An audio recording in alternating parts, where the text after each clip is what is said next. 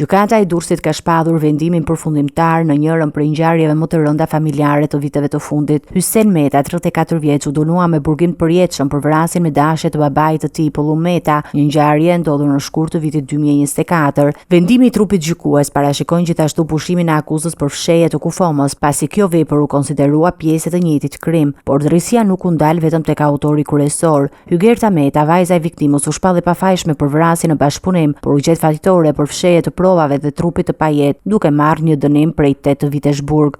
Amarildo Meta, djali tjetër i familjes, u dënua me 5 vite burg, ndërsa mbrojtja kërkoi që kjo periudhë të llogaritej brenda kohës së paraburgimit. Nëna Blerina Meta u dënua me 3 vite burg, pasi dyshohet se ka ndihmuar në fshehjen e krimit. Gjatë procesit gjyqësor, mbrojtja kërkoi që vendimi të miratohej paraprakisht nga dhoma kombëtare e avokatisë, duke qenë se avokatët ndodheshin në kushtet e bojkotit të përkohshëm të seancave, por kjo nuk i pengoi gjykatën të japë një vendim që mbyll një nga dosjet më të rënda të kriminalistikës familjare në vend. Ngjarja ndodhi në 12 shkurt 2024 në banesën e familjes Meta në fshatrat periferike të Durrësit. Sipas hetimeve, Pullum Meta sapo ishte kthyer nga puna kur u përball me djalin e tij Hysen Meta, i cili pas një konflikti të ashpër verbal e qelloi me armë zjarri në kuzhinë në prani të vajzës Hygerta. Ajo çfarë ndodhi më pas e tronditi çdo hetues që u përfshi në rast. Në vend që të njoftonin policinë, anëtarët e familjes nisën një përpjekje për të zhdukur gjurmët e krimit. Trupi i Pullum Metës u gropos në kasollën e baktive pranë shtëpisë, ndërsa provat u fshehën me kujdes për të vonuar hetimet.